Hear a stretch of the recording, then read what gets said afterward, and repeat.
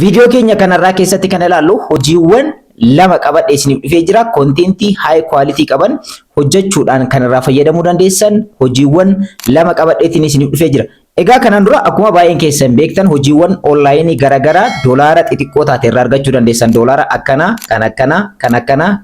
kanneen irraa argachuu dandeessan salphumatti doolaara 10 irraa kaasee hanga 100 illee hanga 200 illee argachuu kan ittiin dandeessan karaa yeroo adda addaa isiniif hojjedhee isiniif galmeessisaatiin ture. Har'a immoo hojiiwwan onlaayinii iskiilii guddaa gaafatan hojiiwwan lama qabadhee isiniif dhufee jira. Egaa hojiiwwan kanneen hojjechuudhaaf wantoota sadi isin gaafata. Wantoonni sadeen kunis tokkoffaa iskiilii yookaan dandeettii xixiqqoo ta'e isin gaafata.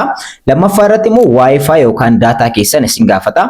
Sadaffaa irratti immoo bilbila keessan isin gaafata. Wantoota kanneen sadeen yoo qabaattanii fi akka guutuu addunyaatti dhageettiin keessan waan ta'eef hojii onlaayinii kanneen lamaan hojjechuudhaan qarshii guddaa irraa hojjechuu ni dandeessan. Qarshii baay'eedhaan jechuudha. Qarshii 10,000 irraa argachuu ni dandeessanii doolaara 900, 800, 1,000, 2,000, 3,000 akkuma dandeettii keessaniitiin hojii gaarii yoo hojjettan akka gaariitti hojii kana yoo lameen irratti yoo kan bobbaatan taate qarshii gaarii irraa hojjechuu dandeessan. Hojiiwwan kunniin lamaan maalidha kan jedhu ni ilaalla.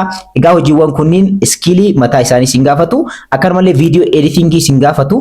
Kana bal'inaan har'a kan ilaalu ta'a. Hojiiwwan kunniin maalidha? Akkamitti hojjettu? Guutuu viidiyoo keenya kanarraa keessatti kan ilaallu ta'a. Hanganumaatti na faana turaadha.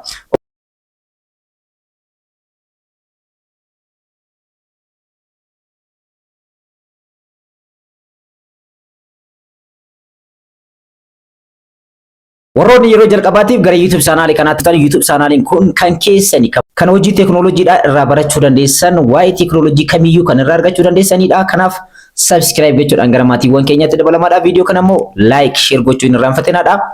Daayi gara barnootichaatti.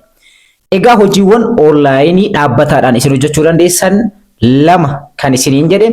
Tokkoffaa irratti TikTok automationidha. TikTok automation namoonni baay'een yeroo irraa haasa'an dhageettaniitiin jirtan jedheetiin yaada. TikTok automationiin maalidha? Akkamitti hojjetamaa kan jedhu isiniin adda qabu. TikTok automationiin yeroo ammaa kana namoonni baay'een kontentii kana qabatanii yookaan immoo damee kana irratti akkaawuntii mataa isaanii banachuudhaan qarshii bareeda ta'e qarshii doolaara 3,000, 2,000, 1,800, 900 akka dandeettii isaaniitiin hojjechaa ittiin jiran keessaa isa tokkodha. So TikTok automation jechuun maal jechuudha? TikTok automation jechuun TikTokii international ta'e world wide ta'e banachuudhaan akkaawuntii sana irratti viidiyoowwan adda addaa edit gochuudhaan gallakkisuu jechuudha. Viidiyoo daqiiqaa tokko ta'e. So akkaawuntii TikTok automationiidhaaf ta'u akkamitti banachuu dandeessan? Akkaawuntii TikTokiidhaa international ta'e normally kan amma isitti fayyadamaatiin jirtan kana miti. Akkaawuntiin kun akkaawuntii international ta'e biyyoota 5 keessatti banamuu qaba dirqama jechuudha. Jaapaan, Ameerikaa, Ingilizii fi kan kana fakkaatan biyyoota 5dha. Biyyoota kanneen 5 keessatti banamuu qaba akkaawuntiin kun. Akkamitti akkaawuntii TikTok automationiidhaaf ta'u kana banachuu dandeessan? Kan qarshii hojjetu, kan doolaara hojjetu, world wide kan ta'e, international kan ta'e akkamitti banachuu dandeessanii kan jedhu akka isiniif hojjedhu barbaadan comment irratti yaada keessan naaf barreessaa. Isiniif hojjedha. Garuu namoonni baay'een viidiyoo irratti hojjetaniitiin jira waan ta'eef yeroo irratti gubuu hin barbaadu. Warroonni akka isiniif hojjedhu barbaadan yaada keessan comment irratti barreessuu dandeessan. TikTok automationiin akkamitti hojjetamaa kan jedhu isiniin adda qabu. TikTok automationiin akkaataan ittiin hojjetu akkaawuntii international ta'e kan TikTokiidha biyyoota kanneen 5 isiniif ibse keessatti baname ni qopheeffattan. Akkasii immoo YouTube irratti viidiyoowwan garaagaraa gallakkifaman kan namoota beekamoodha, kan namoota dandeettii afaan Ingiliffaa qaban keessattuu world wide dha waan ta'eef sadarkaa addunyaatti dhageeffamuu qaba waan ta'eef afaan Ingiliffaatiin kontentii afaan Ingiliffaatiin viidiyoowwan hojjetaman jiran. YouTube irra seentanii viidiyoo nama tokko kan beekamaa ta'e kan afaan Ingiliffaatiin hojjetame tokko daawunlood gootanii ni buufattan. Ergasii immoo viidiyoo kana maal gootan? Edit gootan. So edit gootanii viidiyoo daqiiqaa takkaa kan ta'e kan namni baay'ee ni daawwata jettanii nama ni harkisa jettanii yaaddan edit gootan. Yeroo edit gootan kontentiin kun kan nama biraati waan ta'eef maal gootan? Sirriitti edit gootan. Tokkoffaa sagalee adjust gootanii sirriitti edit gootan. Lammaffaa immoo quality isaa sirriitti adjust gootanii ni sirreessitan. Sadaffaa immoo viidiyoowwan adda addaa mix gootan. Viidiyoo yookaan immoo suuraa adda addaa itti dabaluudhaan edit gootan. Sadaffaa irratti immoo wanti isin gootan maalidha? Wanti guddaan daqiiqaa tokkodha kan isiniif kennamu. Isa kana jechuudha. Daqiiqaa tokko kan ta'e viidiyoo daqiiqaa takkaati kan qopheessuu qabdan. So viidiyoo kana cut gochuudhaan kukkutuudhaan akkanumallee wantoota adda addaatti dabaluudhaan animeeshinii adda addaatti dabaluudhaan kalarii isaa bilar gochuudhaan yookaan immoo kalarii isaa change gochuudhaan editingidha asirratti murteessaan jechuudha. Sirriitti bifa miidhagaa ta'een edit erga gootanii booda isa afaan Ingiliffaatiin kontentii kana gara keessaniitti jijjiirtanii jirtanii jechuudha. So seerri TikTokidhaan illee isin hin qabu. Editing keessa yoo sirreessitan sagalee isaa adjust gootanii yoo sirreessitan akkanumallee viidiyoo adda addaa itti dabaltanii bakka barbaachisaa ta'etti viidiyoo san kontentiin isaa maal ta'uu qaba? International kan ta'e ta'uu qaba.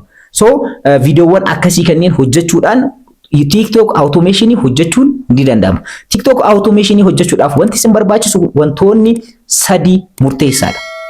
Tokkoffaa iskiilii yookaan dandeettii xiqqoo ta'e qabaachuun murteessaadha. Lammaffaa irratti immoo wanti isin barbaadu viidiyoo editingidha. Viidiyoo bifa professional ta'een edit gochuu karaa ittiin dandeessan.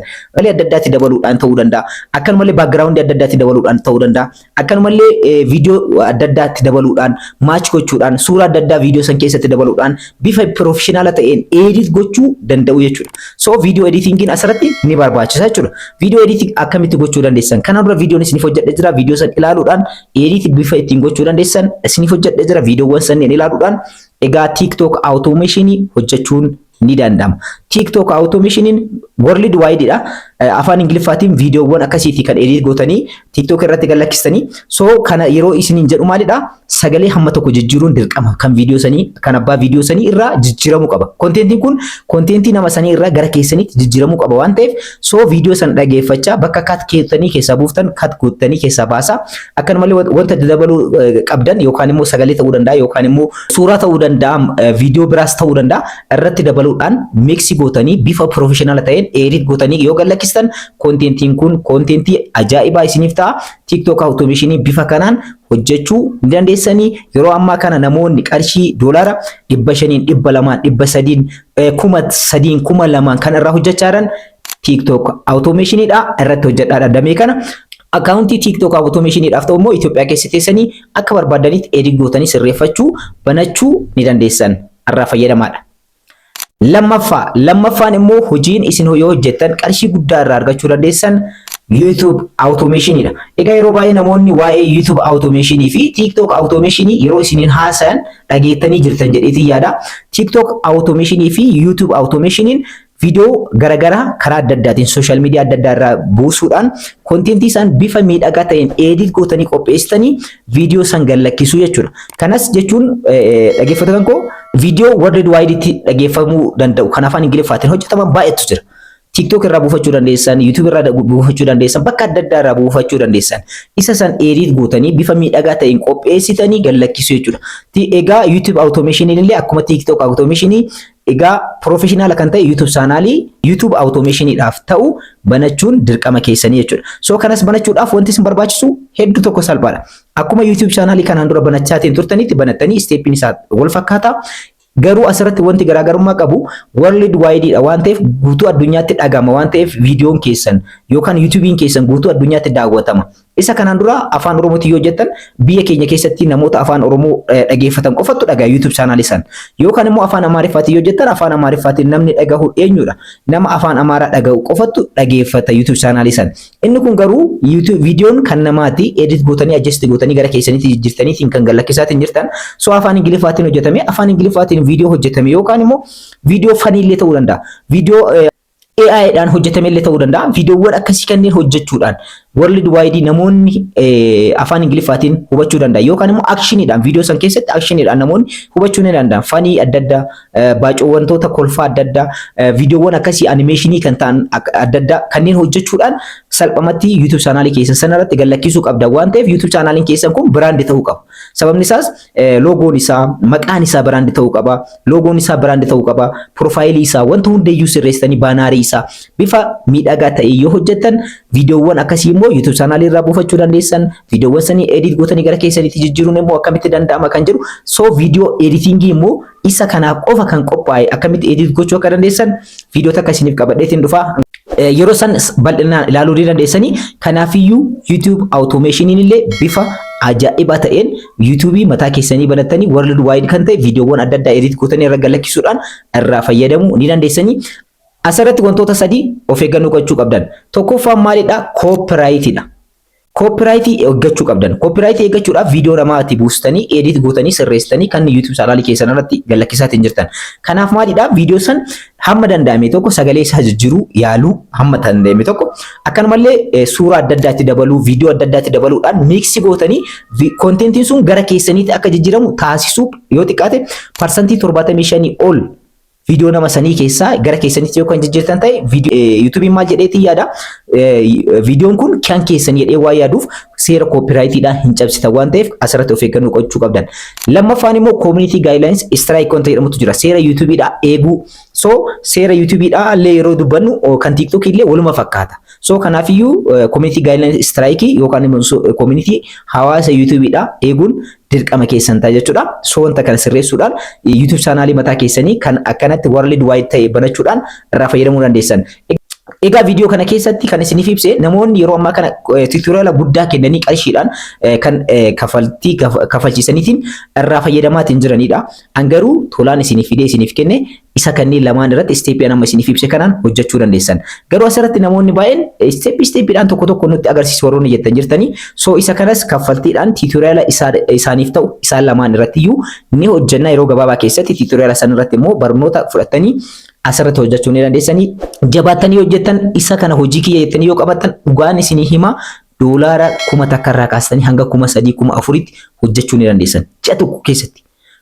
Waan tokko malee jechuudha. Garuu asirratti editingiin murteessaadha, iskiiliin murteessaadha. Dandeettii hamma ta'e tokko qabaachuu qabdan, editingii, viidiyoo editingii danda'uu qabdan.